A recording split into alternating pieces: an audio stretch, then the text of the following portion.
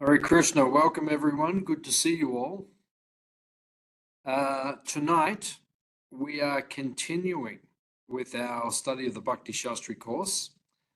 And tonight, we will continue with our study of Nectar of Devotion. We're in the Sadhana Bhakti section. And tonight, we'll cover chapter 16. And chapter 16 is the second chapter discussing Rag Anuga Bhakti, which is a type of sadhana, as we explained last week. Sadhana Bhakti has two divisions. There is Vaiti Sadhana Bhakti and Rag Anuga Sadhana Bhakti.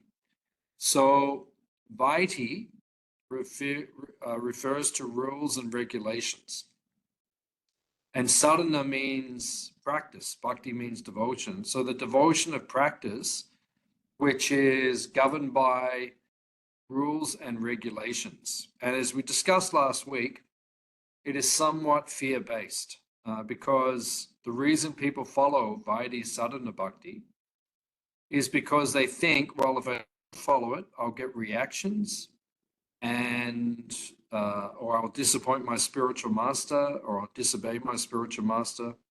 You know, and there's different motivations for following, which is good. I mean, the point is, at least you are following. At least you're practicing bhakti. You're practicing sadhana bhakti, which is very good. But it's based upon awe and reverence. And in the beginning in ISKCON, we are practicing something of a mix from the very beginning of Vaidhi Sadhana Bhakti and Raganuga Bhakti. In the sense that Vaidhi Sadhana Bhakti means we are following rules and regulations, which is something we do in the beginning of ISKCON. And it is based on maybe fear or awe and reverence. But as we develop in our bhakti, and if we develop the desire to follow in the footsteps of the residents of Vrindavan and become attracted to the residents of Vrindavan and become attracted to their mood of devotional service, then we can then begin to transition more into the practice of Raganuga Sadhana Bhakti, which means we begin to cultivate the mood of not just worshipping Krishna, Radha Krishna, or Gaunitai, or Jagannath Balaram Subhadra with the mood of awe and reverence, but we begin to worship them with some mood of spontaneity and cultivate the mood of being free from awe and reverence, and just trying to cultivate the mood of serving Krishna in one of the rasas which is found in Vrindavan, such as Madhurya Ras, Vatsalya Ras, and Sakya Ras. So as we go forward in our devotional service, we'll begin to develop a more spontaneous mood. And we begin to covet, because as we mentioned last week, Raganuga Bhakti is based on lopa, or greed. So by hearing from the Srimad Bhagavatam and scriptures following in the pursuance of the Srimad Bhagavatam, and by associating with advanced devotees who are in the mood of serving Krishna, following in the footsteps of the Brijbasis, then we will begin to develop lopa, or greed, to develop a similar mood in bhakti, and that's called Raganuga Sadhana Bhakti, following in the footsteps of the residents of Vrindavan. So tonight we'll begin chapter 16, which is the second chapter. Now, in this chapter, Rupa Goswami will speak 3 verses which delineate or explain the process of Raganuga Sadhana Bhakti. And it's very interesting. This has been pointed out by different commentators and different acharyas, that he only gives 3 verses on this topic of how to actually practice Raganuga Sadhana Bhakti, which means it leaves a lot of room for expansion on the topic. And Rupa Goswami and others, they expand the topic. They expand about the process of Raganuga Sadhana Bhakti. There are acharyas who have followed Vishwanath Chakravarti Thakur and others who have expanded upon the topic, which was first described in seed-like form by Rupa Goswami. So we'll begin chapter 16. If you have any questions or comments as we go, then please ask. So this chapter continues Srila Rupa Goswami's and spontaneous devotional service. As mentioned, the spontaneous love found in the residents of Vrindavan has two divisions: Kama Rupa, sensual attraction, and Sambandha Rupa, relationship. Chapter 15 ended the analysis of Kama Rupa. Chapter 16 begins with the brief analysis of Sambandha Rupa. So this was discussed last week, that Kama Rupa means to follow in the footsteps of the gopis or the devotees who have a mood of conjugal attraction towards Krishna. Kam means lust, desire, and to follow specifically in the mood of the gopis, for example, of Vrindavan, that is called Kama Rupa Raganuga Sadhana Bhakti. Now, the other type of sadhana, Raganuga Sadhana Bhakti is called Sambandha Rupa. Sambandha means relationship, and that is Vatsalya Rasa and Sakya Rasa. And even we could say Shanta Rasa and Dasya Rasa in Vrindavan. When the devotees have this mood of Vatsalya, it's relationship, Krishna is our son, or Sakya, which means relationship, Krishna is our friend, or Dasya, relationship, Krishna is our master. So this is the other type of Raganuga Sadhana Bhakti. It is called Sambandha Rupa. So just as Kama Rupa is the intense attachment to service in the mood of a lover, Sambandha Rupa is the intense attachment to service in the mood of a parent, friend, or servant. Kama Rupa and Sambandha Rupa describe the eternal residents of Vrindavan, who possess spontaneous devotion. The primary subject of chapters 15 and 16, however, is the practice of spontaneous devotion, Raganuga Sadhana, not the perfection of spontaneous devotion, Ragatmika Prema. Therefore, Srila Rupa Goswami presents the subject of Ragatmika Bhakti only briefly. Srila Prabhupada writes, in the stage of devotional service, where regulative principles are followed, there is no necessity of discussing this love, for it must develop of itself in a more advanced stage. So actually the next section of the Nectar of Devotion, because tonight we're covering chapter 16, Raganuga Sadhana Bhakti. And then the final three chapters of this section of the Eastern division of the Nectar of Devotion, the Bhakti Rasa Rita Sindhu, the eastern side of the ocean, they discuss, the next three chapters discuss Bhava and Prema Bhakti. Then, when we go to the southern side of the ocean, which is chapter 20 onwards, we begin to hear about these topics of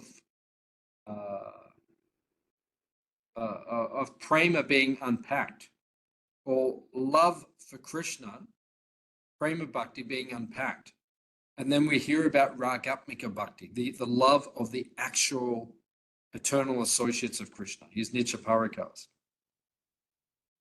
So that's what is not being discussed here. Prabhupada's pointing that out. We're not yet going to that. That will come in the next section. Spontaneous devotional service, Raganuga Bhakti, is the practice of advanced devotees, intended to cultivate the sentiments of a particular eternal devotee, Ragatmika Bhakti, Ragatmika Bhakta. Before revealing the methods of this practice, Srila Rupa Goswami first describes the prerequisites a practitioner must possess. So we need to understand what are the qualifications that we need to practice Raganuga Bhakti. As Prabhupada says, this is advanced devotional service. It actually really, I mean, Raganuga Bhakti can begin from the day you walk in the temple. You know, you have some spontaneous attraction to Krishna. I think we all have a little bit of that. But it really begins, the practice really begins at the stage of Nishta and beyond. Ruchi, Asakti, Bhava, and Prema. It really begins when you get to the platform of Nishta. Nishta means when you are steady in Bhakti. Nishta comes after Anatta Nivritti. Anatta Nivritti means getting rid of the unwanted habits, the unwanted attachments that we have in our service to Krishna. All of us have these unwanted material desires. When you get around, Prabhupada explains, around about 70% rid of these unwanted material desires, you become steady, you become fixed in bhakti. And that's when you can begin to cultivate Raganuga Sadhana Bhakti properly. And then that will lead you to Ruchi, to Asakti, and to Bhava. And then eventually to Prema. The basic qualification of Raganuga Bhakti is a natural spontaneous desire to serve Krishna in a specific relationship. A desire that can be evoked by hearing about the eternal residence of Vrindavan. The Nectar of Devotion describes this in a way. The development of the ambition to become like a particular devotee. And this activity is called Rag Anuga. So when we feel this spontaneous attraction becoming evoked, as we said, where does this come from? This lopa, this greed, this intense desire, the interest to follow in the footsteps of the residents of Vrindavan. It comes from hearing about them from the pages of the Srimad Bhagavatam, the 10th canto specifically. It comes from hearing the books of the Goswamis, which are in pursuance of the descriptions in the 10th canto, like Ananda Vrindavan Champu and Gopal Champu and these different books. And it comes when we associate with devotees who have this lopa or this greed. And there are many advanced devotees in ISKCON who have this lopa or this greed, this spontaneous attraction and attachment to Krishna in the mood of the residents of Vrindavan. So by associating with those devotees, we will also feel like that. We will feel that kind of attraction and attachment manifesting. Srila Prabhupada's Chaitanya Charitamrita describes this verse of Bhakti Rasamrita Sindhu more elaborately. Tatad bhavadi madhurye shrute dir yad apekshate natra shastram nayuktim cha tal lopot pati lakshanam. This is from Madhya Lila, chapter 22, verse 155 of Chaitanya Charitamrita. When an advanced devotee,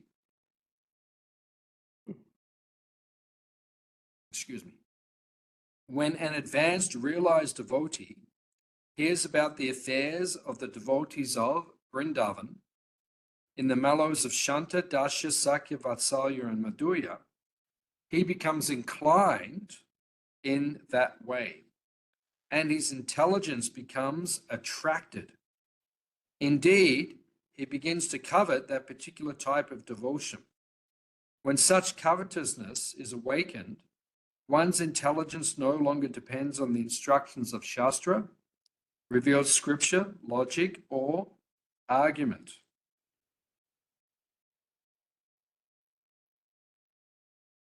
So it is the process of hearing, Shravanam, from advanced devotees and advanced Shastras that allows us to develop Rag Anuga Bhakti, to cultivate Rag Anuga Bhakti.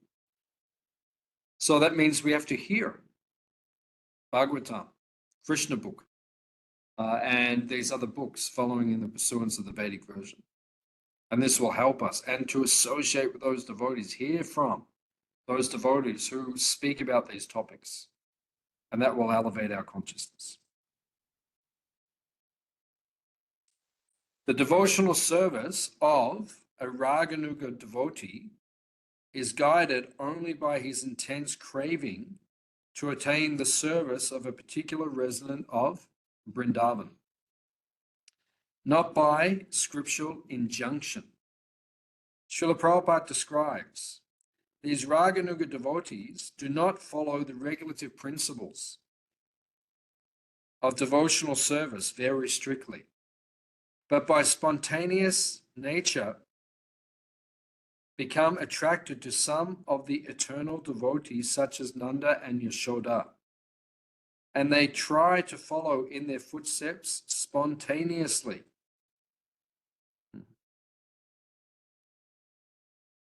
So you hear about these devotees, and then you try to follow their mood. You try to learn the mood in which they serve Krishna. You meditate on that mood while chanting your japa. You read about their mood in Krishna book and other places, and you meditate on that mood while doing your service. And in this way, you begin to develop a spontaneous attraction, following in the footsteps of the residents of Vrindavan. One point must be repeatedly stressed, that a Raganuga devotee is above the regulative principles, means that they are not dependent on scriptural injunction for their inspiration to serve and surrender. Their inspiration comes from their own spontaneous affection. This does not mean that a Raganuga Bhakta does not follow the regulative principles. It means that their motivation is love, raga, not obligation, vidhi. It's a very important point, because sometimes it's misunderstood that when one gets to the platform of Raganuga Bhakti, one gives up the rules and regulations. One might say, I don't have to chant my rounds, or I don't have to bow down when I come into the temple and see the deity, or I don't have to offer my food to the deity, or I don't have to, practice certain rules and regulations. No, it means you will still practice those things, but your mood will be different while you're doing it. In other words, while you're chanting the Maha Mantra, you will be meditating on the eternal resonance of Vrindavan. So you're still chanting around, still following the regulative principles, still doing all of the rules and regulations of bhakti, but your mood has changed. When you offer the arti, you won't just be counting 4, 2, 3, 7, but you'll be meditating on the mood that the eternal residents of Vrindavan offer their service to Krishna in, and you'll be meditating on that while offering the arti to Krishna, for example. That's when we cultivate Raganuga Sadhana Bhakti. So I hope this makes sense.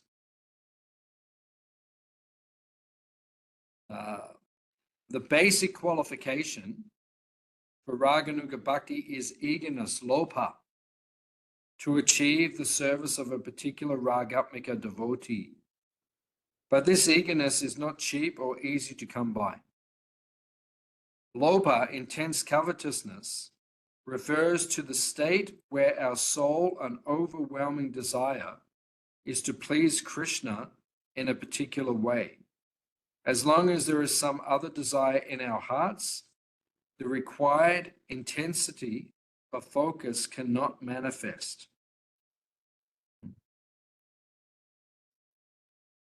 So lopa is that intense desire to follow a particular devotee in Vrindavan. And when that becomes your overwhelming desire in your consciousness, that's when you're practicing Raganuga Bhakti properly. We all have other desires, but when we focus on that as being our main desire in our heart, in our consciousness, that I want to become an eternal servant of Radha and Krishna. When you begin to meditate like that in your bhakti, then that's when Raganuga Bhakti is really being practiced properly. Therefore, lopa usually does not awaken until the devotee achieves steadiness at the completion of anatta nivritti. After having thoroughly heard Srimad Bhagavatam and being freed from all unwanted desires, one then possesses the qualification to practice genuine Raganuga Bhakti.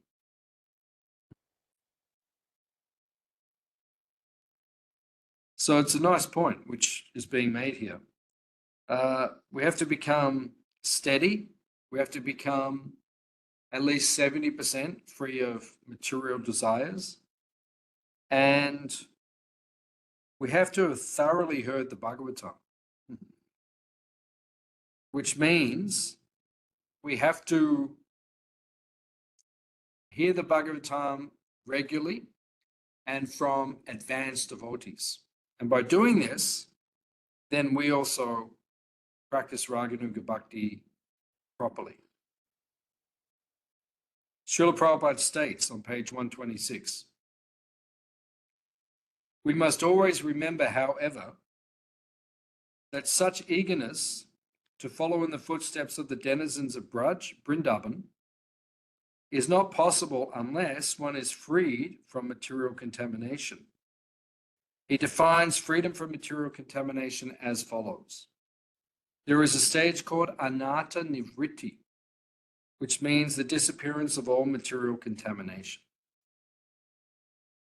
So you can't really follow Raganuga Sadhana Bhakti steadily and properly until you become free sufficiently from material contamination. Doesn't mean that all the material desires are gone, but it means you're not acting on them and you've overcome a great deal of them. They're not disturbing you so much. Upon completing anatta nivritti, we become qualified to practice Raganuga Bhakti. Anatta nivritti occurs in the stage of sadhana, before bhava or prema. We must therefore conclude that Raganuga sadhana, although an advanced platform of spiritual development, is still within the realm of sadhana. It is not bhava or prema. So it is a sadhana. It is something that we are cultivating. Rag anuga means to follow in the footsteps of those who have rag, intense attachment to Krishna. That's Raganuga Sadhana Bhakti.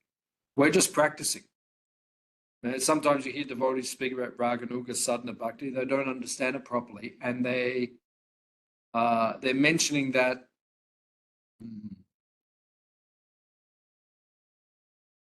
they're getting confused that it's actually the perfectional stage. It's not perfection. It is the gateway to perfection, the practice that leads us to perfection. That's what Raganuga Sadhana Bhakti is. Freedom from these anartas comes at nishta, steadiness. However, it is true that slight traces of anartas remain until we attain prema. Thus, in an extended sense, it may be said that anatta nivritti is not actually complete until prema. We don't become 100% free of material desires until we reach the platform of Prema Bhakti, where we attain love of Godhead. The example to substantiate or to prove this point is Bharat Maharaj, who was on the stage of Bhava Bhakti, which is extremely advanced, extremely purified, and he still became attracted to a deer, which shows that there was still some trace of anatta or material attachment, even at that level. So it's important to understand that we can practice Raganuga Sadhana Bhakti even with some material desires, and that will lead us to fully cleansing ourselves of material desires. Srila Rupa Goswami and Srila Prabhupada, however, do not use the term in this extended sense. The following explanation may clarify this position. Raganuga Bhakti is discussed in the second wave of Bhakti Rasamrita Sindhu. The second wave deals exclusively with Sadhana Bhakti, third wave with Bhava Bhakti, and the fourth wave with Prema Bhakti. Thus, it is located in the text. Thus, by its location in the text, we can understand that Raganuga Bhakti is an element of sadhana. It is not bhava or prema. So in other words, it's not perfection. It is sadhana which leads to sajja or perfection. The same fact is also clear in the Nectar of Instruction, text 8, in the purport. Prabhupada says, in the transcendental realm of Braja, one should serve the Supreme Lord Sri Krishna with a feeling similar to that of his associates. And one should place himself under the direct guidance of a particular associate of Krishna and should follow in his footsteps. This method is applicable both in the method of sadhana, spiritual practices, executed while in the stage of bondage, and in the stage of sajja, God realization, when one is a siddha purush or a spiritually perfect soul. So the summary is Raganuga Bhakti is a sadhana. It's a practice which leads us to becoming a pure devotee, following in the footsteps of the residents of Vrindavan. The basic qualification for spontaneous devotional service is lopa, a strong desire to have a relationship with Krishna and to serve him in a specific relationship. This generally manifests only when one is freed from material contamination. So Prabhupada says we must become freed from material contamination. That's why at the time of initiation in ISKCON, we vow to chant 16 rounds a day, which leads us to developing this spontaneous attraction to Krishna. And we vow to follow the 4 regulative principles: no meat eating, no illicit sex, no intoxication and gambling. Why? Because these anartas or material desires will disqualify us or disallow us to fully develop our mood of spontaneous attraction to Krishna. So now there are 3 texts we mentioned in the beginning. There are 3 texts which describe Raganuga Sadhana Bhakti. So now we'll discuss the first one.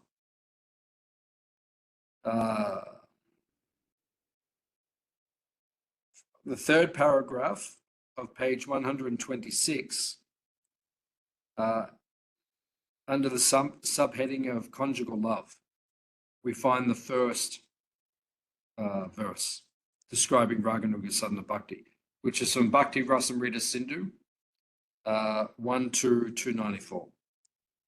Krishnam smaram janam chasya preshtam nija samihitam tatat kata ritashchaso kuryad vasam braje sada. The devotee should always think of Krishna within himself, and one should choose a very dear devotee who is a servant of Krishna in Vrindavan. One should constantly engage in topics about that servitor and his loving relationship to Krishna. And one should live in Vrindavan. However, if one cannot physically live in Vrindavan, he should meditate. So the first practice of Raganuga Bhakti is to meditate on the relationship of service between Krishna and his dear devotee. The specific relationship and devotee we meditate upon depends on our devotional aspiration. For example, one who desires to serve with conjugal affection may meditate on the mood and service of a specific gopi or Kishore Krishna. One who desires to serve with parental affection may meditate on the mood of service of Mother Yashoda for Kumara Krishna. So, according to your mood, this will awaken. And Bhakti Siddhanta Saraswati Thakur, Prabhupada's Guru Maharaj, says that after 15 or 20 years of practicing sadhana bhakti, something should begin to awaken. If we're chanting properly the Hare Krishna Maha Mantra, something should begin to awaken. And we should begin to become attracted to a particular rasa in Krishna's service. And we should begin to become attracted to a particular devotee who is in that rasa. So, for example, in conjugal rasa, you begin to meditate on Srimati Radharani or one of the Ashtasakis, for example. In Vatsalya rasa, you begin to meditate on the mood of Mother Yashoda and Nanda Maharaj in their service to Krishna. In Sakya rasa, the cowherd boys like Sridama, Sudama, Stoka Krishna, Ujjwala, Arjuna, Subal, these different devotees. And we begin to meditate on their mood of service to Krishna. And as we begin to meditate on their mood of service to Krishna, for example, those in conjugal rasa meditate on Krishna as a teenager. Those in Sakya rasa meditate on Krishna as a boy, a cowherd boy. Those in Vatsalya rasa meditate on Krishna as Komara, as a young boy. So this is the meditation that comes. So we need to cultivate that mood of bhakti. And by cultivating that mood of bhakti, that's Raganuga Bhakti, when you begin to meditate on a particular servant and their mood of service to Krishna. A person who aspires to constantly remember Krishna and his eternal devotees is advised to take shelter of Vrindavan. One should physically live there, or if you can't, then you should mentally live there. So Prabhupada mentions, if you can't physically live there, then that's why we visit Vrindavan. We try to visit Vrindavan regularly. Prabhupada said we should go every year. Why do we go there on a regular basis? So that when we're practicing our sadhana here in the West, we can meditate on Vrindavan.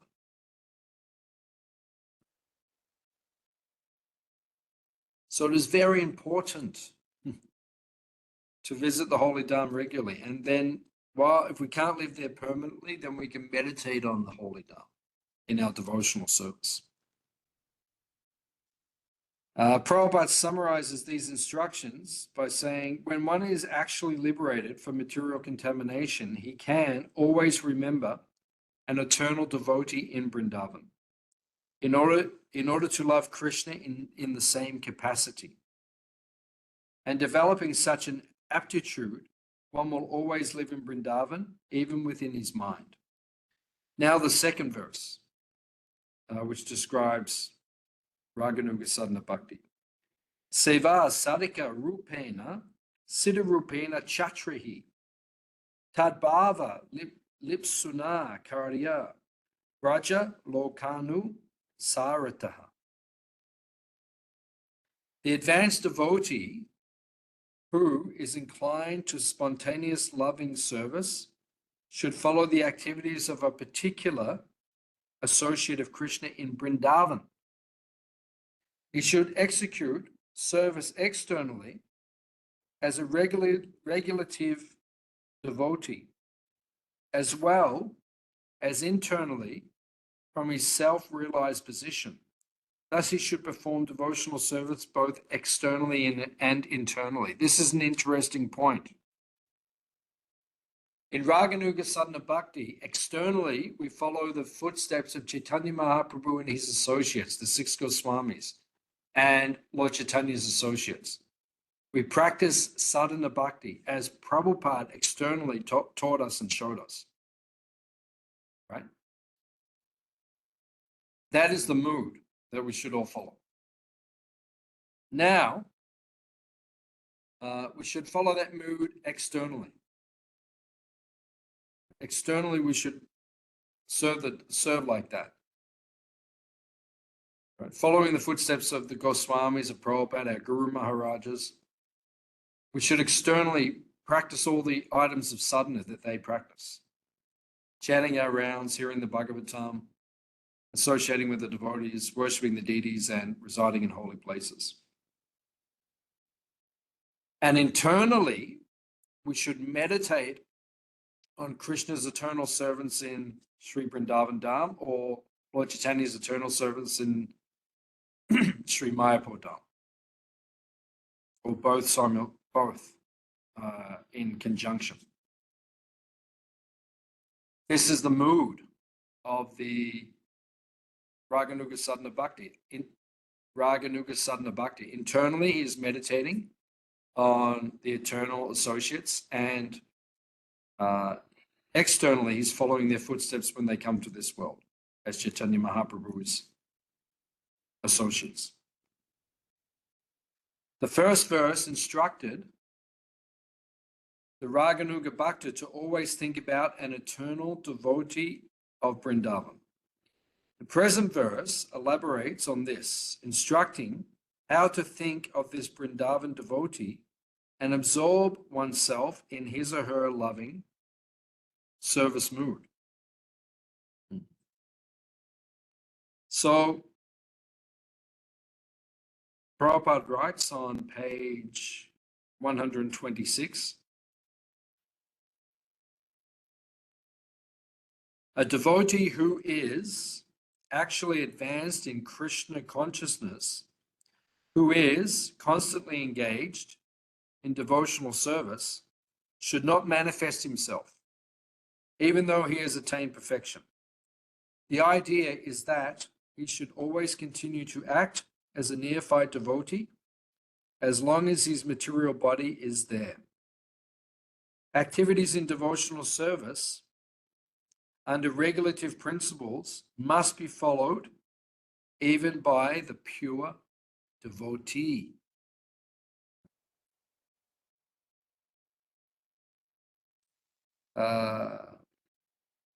Then Prabhupada explains on pages 126 and 127 about the internal mood of following and meditating on Radha Krishna and Gaur-Nitai.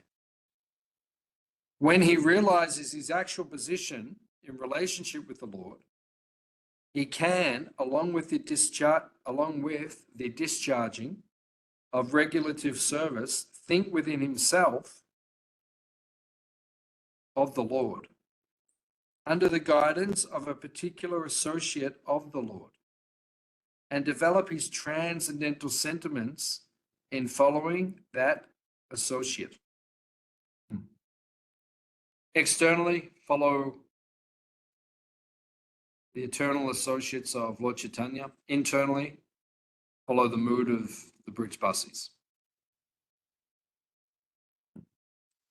Srila Prabhupada warns us so-called Siddha Pranali. The process is based on an interpretation of the current shloka of Bhakti Rasamrita Sindhu that is deviant in two ways. So this is important to understand. Prabhupada speaking about those who are Prakrita Sahajias. They imagine that they have become associates of the Lord simply by thinking of themselves like that. So sometimes you'll see, you'll go to Vrindavan. I've seen this, that they externally, they dress like gopis. I've seen men in Vrindavan. They dress like gopis. They put rouge on their cheeks and makeup, kajal on their eyes, lipstick. And they dress in saris, wear bangles, and they try to speak in a high voice. This is not how to follow the residents of Vrindavan. Can't externally take on the dress. No one in the Gaudiya Vaishnav tradition does this. No, this is not the tradition. The tradition is internally you meditate on that. Externally you follow the Varnashram system nicely. Now verse 3, which describes the practice of Raganuga Sadhana Bhakti.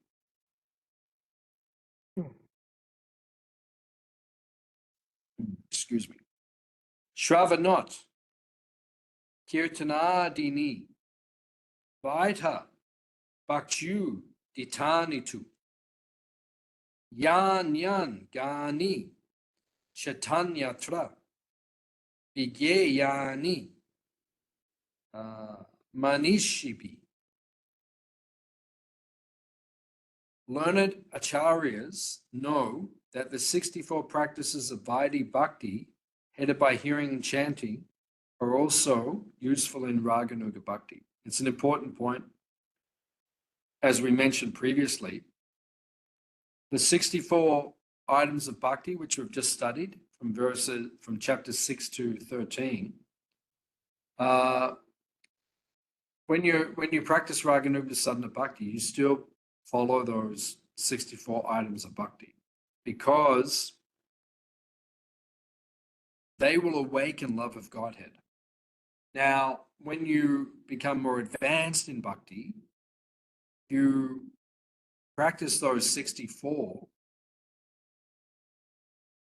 but in a different mood, in the mood of spontaneous loving service to Krishna. So we have to practice like that, in the mood of spontaneous loving service to Krishna. Gradually, that has to manifest within our consciousness.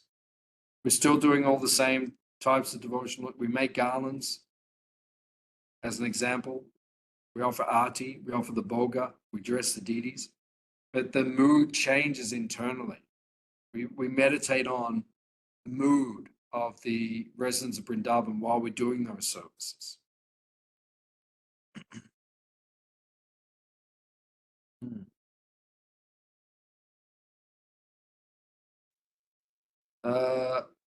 Srila Prabhupada writes on page 127, learned acharyas recommend that we follow the regulative principles even after the development of spontaneous love for Krishna. One should specifically engage himself in the type of devotional service for which he has a natural aptitude. In this way, everyone should act according to his particular taste.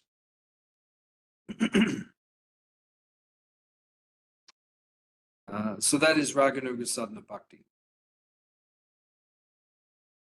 We practice the devotional services that we've always practiced, but our mood changes. The internal mood becomes deep and meditative upon the eternal associates of Krishna. So there are two types of Raganuga Bhakti, Kamanuga and Sambandhanuga. We explained that in the last chapter and also in this chapter. Now, in Kamanuga,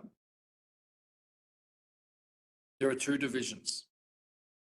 Sambhog, Ichchamayi, striving to serve Krishna, as do those who directly meet with him in conjugal love, and Tadbhava, Ichatmika, striving not to meet with Krishna directly, but to assist the supreme heroine, Srimati Radharani, and thus directly experience her loving mood through service and appreciation. So this is the two types of Kamanuga, Raganuga, Sadhana Bhakti. The first one is that you try to follow in the footsteps of the gopis who directly have physical, intimate, conjugal contact with Krishna. So they directly contact Krishna and please his senses. And then there's the meditation of following the manjaris who do not physically have contact with Krishna and do not satisfy him in that way, but rather they assist Srimati Radharani and the gopis who do have that direct contact with Krishna in their service. So generally, we follow that mood, the second mood. That's generally the mood that we try to cultivate in Raganuga Sadhana Bhakti, to follow in the footsteps of the associates, of the manjari, maidservants of Srimati Radharani and the gopis. One gradually becomes eligible for Kamanuga Sadhana Bhakti by developing a natural attraction to serving Krishna in conjugal love. One achieves this mainly by worshipping the deities of Radha, Krishna, and hearing Krishna's pastimes with the gopis. It's a very interesting point. From the very beginning of ISKCON, Prabhupada installed Radha Krishna deities all over the world and gave us the Krishna book, in which we hear the pastime of Krishna with the residents of Vrindavan. So from the very beginning of our practice of sadhana bhakti, we're already infused with a certain amount of mood of Raganuga sadhana. Raganuga sadhana is there from the very beginning. It's mixed with our Vaidhi sadhana bhakti from the very beginning of our spiritual life. Prabhupada says on page 128, this development of conjugal love can be possible only with those who are already engaged in following the regulative principles of devotional service, specifically in worship of Radha and Krishna in the temple. Such devotees gradually develop a spontaneous love for the deity, and by hearing of the Lord's exchange of loving affairs with the gopis, they gradually become attracted to their pastimes. So this is what Prabhupada gave us from the very beginning. Prabhupada, the more we study Prabhupada, the more we become amazed that he fully understood the mood of Chaitanya Mahaprabhu and Rupa Goswami and the disciplic succession and his Guru Maharaj, of how to spread Krishna consciousness perfectly all over the world. So Prabhupada explains that when you're in a male body, it's not a disqualification. Like, I'm currently in a male body. My jiva, my soul is in a male body. So because I'm in a male body, it is not a disqualification for practicing Raganuga Sadhana Bhakti. Because it's not about the body, it's about the internal meditation. So even if we're in a male body in this lifetime, we can meditate internally on the mood of the gopis in their service to Krishna. And vice versa. Those in a female body, for example, could meditate on the mood of the cowherd boys in their service to Krishna. So both are applicable. The body is external, and it does not determine your mood in practicing Raganuga Sadhana Bhakti.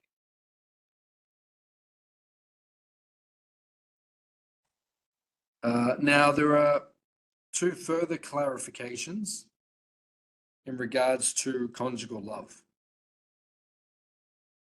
There are two types of conjugal love towards Krishna, parakya and swakya. Parakya means unwedded love. That is the type of conjugal love that the gopis share with Krishna. They're not married to Krishna. Prabhupada explains in Krishna book, actually they are married, but externally they appear to be unmarried. They're not married to Krishna externally. It appears like that. We have to understand that very carefully.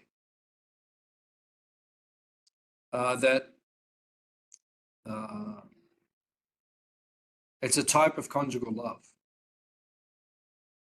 where you never externally appear to get married to Krishna, but you have an intense desire to be his lover, to be his wife. That is your internal desire. But it does not externally manifest as a marriage. So that is called parakya bhav. Secondly, we have swakya. Swakya means, swa means ownership, one's own. That Krishna is married, like the queens in Dwarka. They are married to Krishna. That is called swakya bhav or swakya rasa. That they have that mood of, we are married to Krishna. Krishna belongs to us. We belong to Krishna. And that's why parakya bhav is considered to be higher, because there's no guarantee that the gopis, for example, can meet with Krishna in their pastimes. There's no guarantee that they will meet because they're not married. So sometimes there are obstacles in their meeting. They can't be with Krishna 24 hours a day because they have to be separated from him sometimes. They're not married to him. It's not appropriate for them to be with him in public. To associate with him, they have to run to the forest and meet him in secret rendezvous in the forest. So that is the mood of Krishna in Vrindavan. The mood of Krishna in Vrindavan is that he is not married to the gopis. Whereas the queens, they have the guarantee in Swakya that Krishna will return at the end of each day and he will fulfill their desires and they will enjoy conjugal bliss in the married relationship. So it's not as intense and it's not as satisfying to Krishna. And the love that the gopis experience in their relationship with Krishna, nothing surpasses that unwedded love.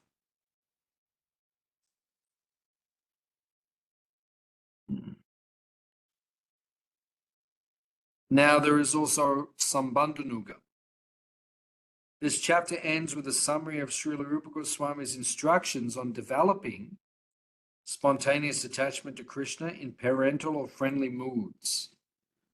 Like conjugal love, parenthood and friendship have two categories. The first aspires for direct parenthood or friendship with Krishna, and the second aspires for service and appreciation of Krishna's parents and friends. Prabhupada explains on page 129. In the development of becoming either the father or friend of the Lord, there are two varieties.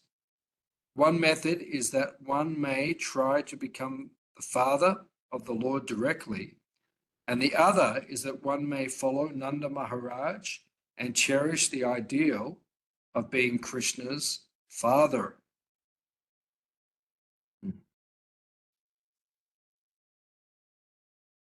So, Anuga means to follow.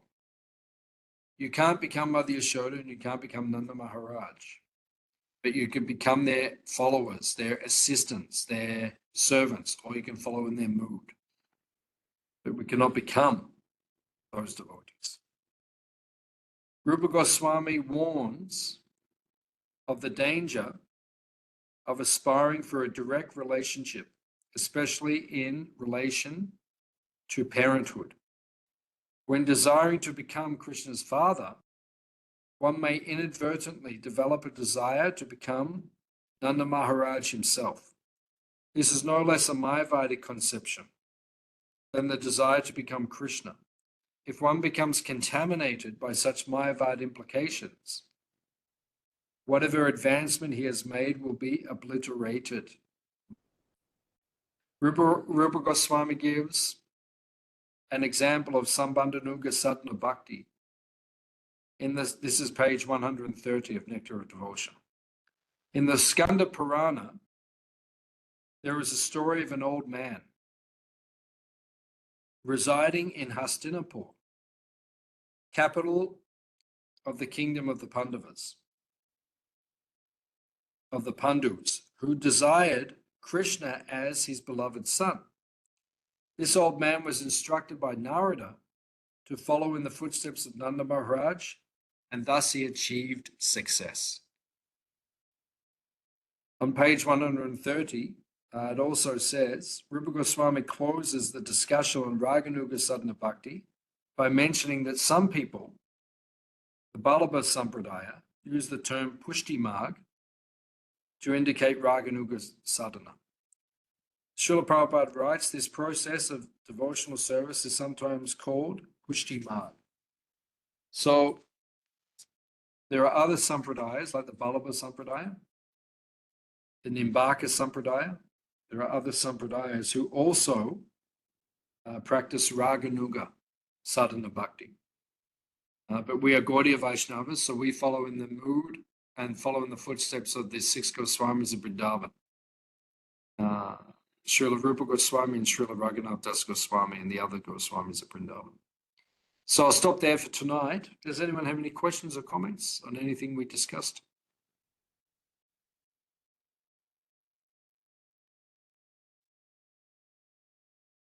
Okay. Thank you all for coming. Next week, we will study chapter 17 and begin to discuss Bhava Bhakti. So we'll see you next week. Srila Prabhupada Ki Jai.